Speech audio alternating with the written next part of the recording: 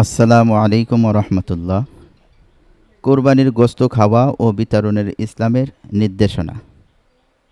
কুরবানি পদ্ধতিগত পার্থক্য বিদ্যমান থাকলেও সব যুগেই কোরবানির বিধান ছিল। পবিত্র কোরআনে ও ঐতিহাসিক দুটি কোরবানি বিবরণ বর্ণিত হয়েছে। এক, আদম আলাইহিসসালাম এর দুই সন্তানের কোরবানি। দুই, ইব্রাহিম আলাইহিসসালাম এর কোরবানি। পূর্ববর্তী উম্মতের জন্য কোরবানির গোশত খাওয়া বিধান ছিল না। তারা কোরবানি করে তা দূরে ফেলে দিয়ে আসত। এরপর তা আল্লাহর কাছে গৃহীত হলে আসমান থেকে আগুন এসে জ্বালিয়ে দেওয়া হতো। পবিত্র কোরআনে সূরা আলে ইমরানের 183 নম্বর আয়াতে এ বিষয়ে আলোচনা করা হয়েছে।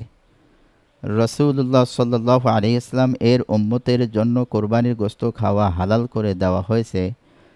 কোরবানির গোশত নিজে খাবে, পরিবার বর্গকে খাওয়াবে, আত্মীয় স্বজন ও বন্ধু বান্ধবকে হাদিয়া দিবে এবং গরিব মিসকিনদেরকে দান করে দিবে।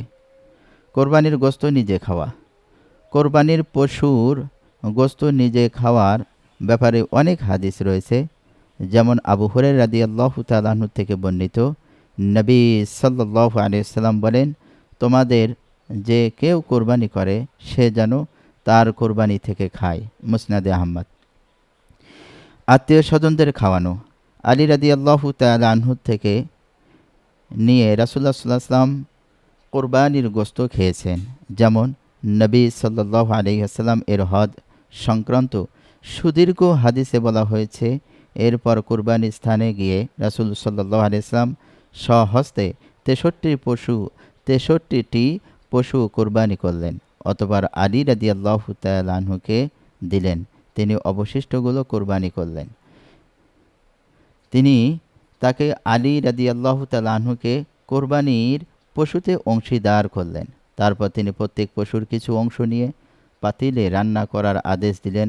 রান্না হলে দুজনেই সে গোশত থেকে খেলেন এবং ঝোল পান করলেন। সহিহ মুসলিম শরীফের হাদিস।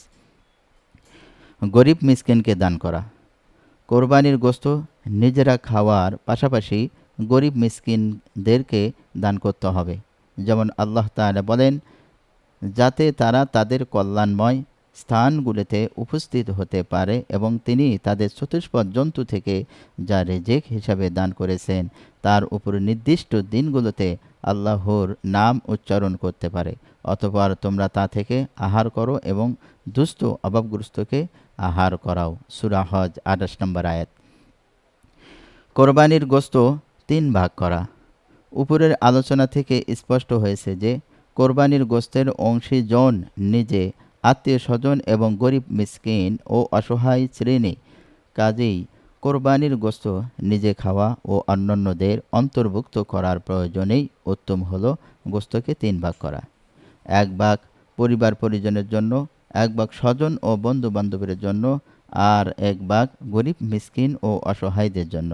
ইবনে আব্বাস রাদিয়াল্লাহু তাআলা থেকে বর্ণিত, তিনি বলেন, 1/3 নিজ পরিবারবর্গকে খাওয়াবে, 1/3 প্রতিবেশী ও গরিবদের খাওয়াবে, আর 1/3 দ্বারা ভিক্ষুককে দান করে দিবে। ইরাউল গলিল। কোরবানির গোশত বিক্রয় ও বিনিময় না করা। কোরবানির গোশত কোরবানি দাতার জন্য বিক্রয় করা একেবারেই অনুচিত বা মাকরুহ তাহরিমি। কেউ বিক্রি করলে এর মূল্য সদকা করা আবশ্যক। সুনানুল কুবরা। এইভাবে কোরবানির গোশত দ্বারা মজুরি দেওয়া জায়েজ হবে না। জবাইকারীকে জবাই করার বিনিময়ে, কসাইকে গোশত তৈরির বিনিময়ে এবং বাড়ির অন্য কর্মচারীকে তাদের কাজের বিনিময়ে কোরবানির গোশত দেওয়া যাবে না।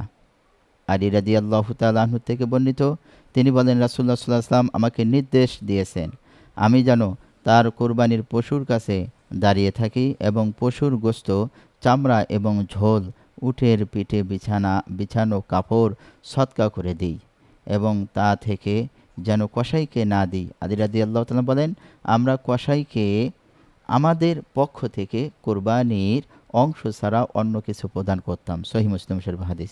তবে কাজের বিনিময়ে পারিশ্রমিক দেওয়ার পাশাপাশি সৌজন্যমূলক কোরবানির গোশত হাদিয়া বা দান হিসাবে দেওয়া যেতে পারে। কোরবানির গোশত সংরক্ষণ করা। কোরবানির গোশত 3 দিনের বেশি সময় ধরে রেফ্রিজারেটরে বা ফ্রিজ বা অন্য কোনোভাবে সংরক্ষণ করে রাখার অবকাশ আছে। যদিও ইসলামের প্রথম দিকে 3 দিনের বেশি না রাখার ব্যাপারে বাধ্যতা বা বাধ্যবাধকতা ছিল।